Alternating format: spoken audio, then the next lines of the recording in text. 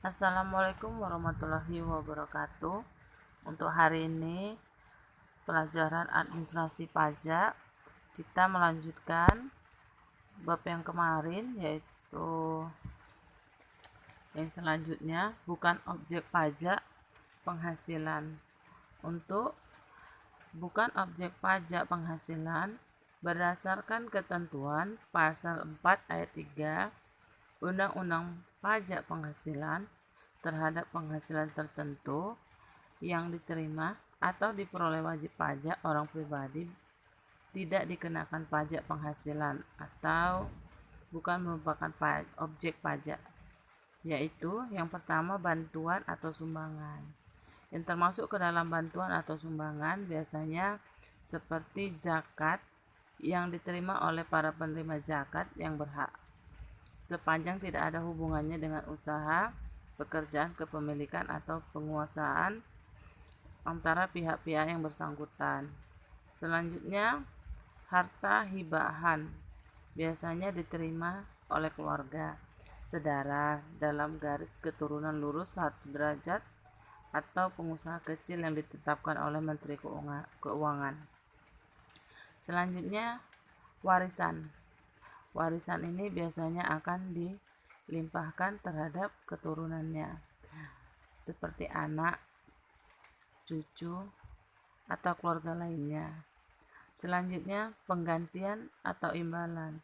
Sehubungan dengan pekerjaan atau jasa yang diterima atau diperoleh dalam bentuk natura atau kenikmatan dari wajib pajak atau pemerintah.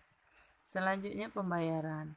Biasanya pembayaran ini dari perusahaan asuransi kepada orang pribadi sehubungan dengan asuransi kesehatan, asuransi kecelakaan, asuransi jiwa, asuransi dwiguna, dan asuransi beasiswa.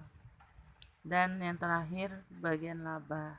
Untuk bagian laba ini yang diterima atau diperoleh anggota dari perseroan komanditer yang modalnya tidak terbagi atas saham-saham persekutuan, perkumpulan, firma, dan kongsi. Itu untuk objek pajak atau bukan objek pajak penghasilan. Selanjutnya, penghitungan pajak penghasilan. Untuk penghasilan yang diterima, wajib pajak biasanya dapat berupa penghasilan yang diperoleh dari hubungan kerja atau penghasilan yang diperoleh dari usaha bebas. Pajak penghasilan yang terutang dihitung biasanya dengan cara mengalihkan tarif pajak penghasilan dengan penghasilan kena pajak. Untuk penghasilan kena pajak bisa diartikan dasar perhitungan untuk menentukan besarnya pajak penghasilan yang terutang.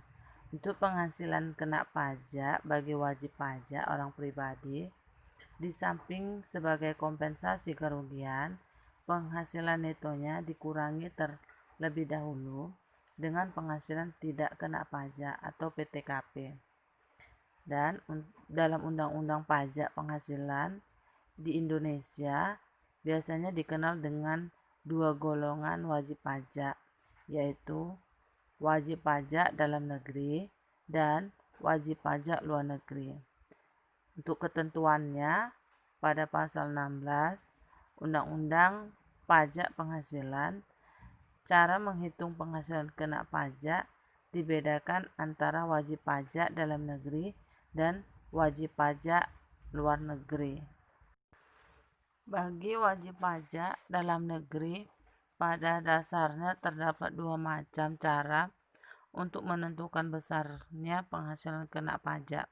Yang pertama, perhitungan dengan cara biasa. Selanjutnya yang kedua, perhitungan dengan menggunakan norma perhitungan. Termasuk cara perhitungan dengan menggunakan norma perhitungan khusus yang diperuntukkan bagi wajib pajak tertentu berdasarkan keputusan Menteri Keuangan. Sedangkan bagi wajib pajak luar negeri, penentuan besarnya penghasilan kena pajak dibedakan antara 1. wajib pajak luar negeri yang menjalankan usaha atau biasanya melakukan kegiatan melalui suatu bentuk usaha tetap di Indonesia. 2. Wajib pajak luar negeri lainnya, biasanya yang tidak menjalankan usaha atau melakukan kegiatan melalui suatu bentuk usaha tetap di Indonesia. 8. Tarif pajak dan penghasilannya. Yang pertama, tarif berdasarkan pasal 17 Undang-Undang PPH diterapkan penghasilan kena pajak dari 1. Pegawai tetap, 2. Penerima pensiun yang berkala yang dibayarkan secara bulanan, 3. Pegawai tidak tetap atau tenaga kerja lepas yang biasanya dibayarkan secara bulanan. Selanjutnya B. Atas penghasilan yang diterima atau diperoleh pegawai tidak tetap atau tenaga kerja lepas berdasarkan pasal 17 Undang-Undang PPH diterapkan atas pertama jumlah penghasilan bruto, kedua jumlah penghasilan bruto dikurangi PTKP. Selanjutnya C. Tarif berdasarkan pasal 17 Undang-Undang PPH diterapkan atas jumlah kumulatif dari A. Penghasilan kena pajak sebesar jumlah bruto yang dikurangi PTKP dan diterima atau diperoleh bukan pegawai. Kedua, 50% dari jumlah penghasilan bruto yang diterima atau diperoleh tenaga ahli yang melakukan pekerjaan bebas. 3. Jumlah penghasilan bruto berupa honorarium atau imbalan yang bersifat tidak teratur. 4. Jumlah penghasilan bruto berupa jasa produksi, gratifikasi, bonus atau imbalan. Selanjutnya yang D.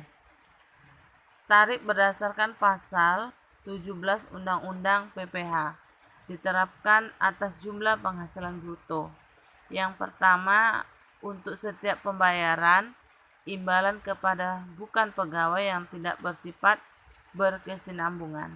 Kedua, untuk setiap kali pembayaran yang bersifat utuh dan tidak dipecah yang diterima oleh peserta kegiatan. Selanjutnya E. Tarif PPH pasal 21 atau honorarium atau biasanya disebut dengan imbalan lain dengan nama apapun yang menjadi beban APBN atau APBD adalah sebagai berikut.